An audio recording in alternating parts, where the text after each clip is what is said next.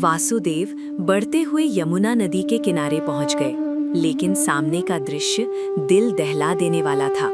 यमुना उफान पर थी। लहरें ऐसे उठ रही थीं जैसे आज सब कुछ डुबा देंगी। यमुना उफान पर लहरें जैसे प्रलय ला रही, नन्हे कन्हैया के चरण चूमने जलधारा ऊपर आ रही। एक पल के लिए वासुदेव के कदम रुक गए। उन्होंने सोचा, मैं अकेले होता तो तैरकर पार कर लेता, लेकिन मेरे सर पर त्रिभुवन का स्वामी है। अगर इन्हें कुछ हो गया तो? डर था कहीं डूब न जाए सृष्टि का आधार, पर वासुदेव का विश्वास था लहरों के उस लेकिन प्रभु की लीला वही जाने। वासुदेव ने नारायण का नाम लिया और पहला कदम पानी में रखा। पानी ठंडा और तेज था। धीरे धीरे पानी उनकी कमर तक आ गया, फिर छाती तक, और देखते ही देखते पानी वासुदेव के गले तक पहुंच गया। हे यमुना मैया, शांति धारण करो। यदि तुम्हारा जल मेरे सर के ऊपर गया तो मेरे प्रभु डूब जाएंगे। रास्ता दो मैया, रास्ता दो।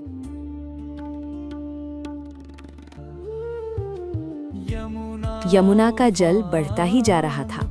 वो अपने प्रभु के चरण छूने के लिए बेताब थी। जैसे ही पानी टोकरी के पास पहुंचा, नन्हे कृष्ण ने धीरे से अपना पैर टोकरी से बाहर निकाला और उफनती हुई यमुना को स्पर्श किया। चमत्कार हो गया। जैसे ही प्रभु के चरण यमुना से लगे, नदी का गुस्सा शांत हो गया। पानी घुटनों तक नीचे उतर आया और यमुना ने वासुदेव को रास्ता दे दिया। लेकिन ऊपर से बारिश अभी भी मूसलाधार बरस रही थी। तभी पानी के अंदर से शेषनाग प्रकट हुए। उन्होंने अपने विशाल फन फैला दिए और प्रभु कृष्ण के ऊपर एक छतरी की तरह तन गए। अब वासुदेव सुरक्षित गोकुल की तरफ बढ़ने लगे। फनों की छतरी बन गई जहां पानी था। मुश्किलों को पार करके वासुदेव आखिरकार गोकुल पहुंच गए। नंद बाबा का घर सामने था। योग माया के प्रभाव से पूरा गांव और नंद बाबा का परिवार गहरी नींद में था। कोई पहरेदार नहीं जागा। वासुदेव सीधे यशोदा मैया के कक्ष में गए। वहां एक नन्ही कन्या जन्म ले चुकी थी और यशोदा बेहोश सो रही थी। वासुदेव का दिल भारी हो गया। उन्होंने अपने कलेजे के टुकड़े अपने पुत्र कृष्ण को यशोदा की गोद में लिटा दिया और वहां से उस नन्ही कन्या को उठाकर टोकरी में रख लिया। अदला बदली पूरी हो चुकी थी। वासुदेव तेजी से वापस मथुरा लौटे। जेल में पहुंचते ही उन्होंने उस कन्या को देवकी के बगल में लिटा दिया। जैसे ही वो अपनी जगह बैठे, खटाक, बेड़ियां वापस उनके हाथों में लग गई। दरवाजे खुद ब खुद बंद हो गए और ताले लग गए।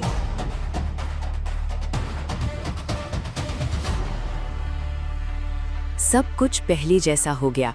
माया का असर खत्म हुआ और तभी वो कन्या जोर जोर से रोने लगी। बच्ची की आवाज सुनकर पहरेदार हड़बड़ाकर जाग उठे। जागो, जल्दी महाराज को खबर करो, देवकी ने 8वीं संतान को जन्म दिया है।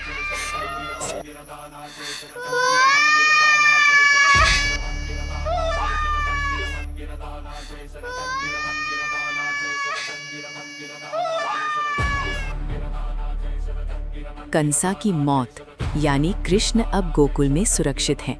लेकिन इस कन्या का क्या होगा जब कंसा यहाँ आएगा? देखिए अगले एपिसोड में कंसा की हार और देवी का रूप।